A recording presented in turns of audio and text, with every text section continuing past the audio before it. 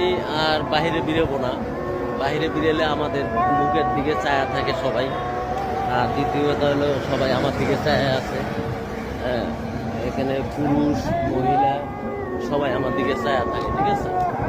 আর বাইরে বেরোবো না। বাইরে বেরোলে গাড়ির ভিতরে থাকলে আবার কেউ দেখতে পারে না। আমি বাইরে এসে তো অনেক চায়া আছে সবাই পিছিয়ে মিশে।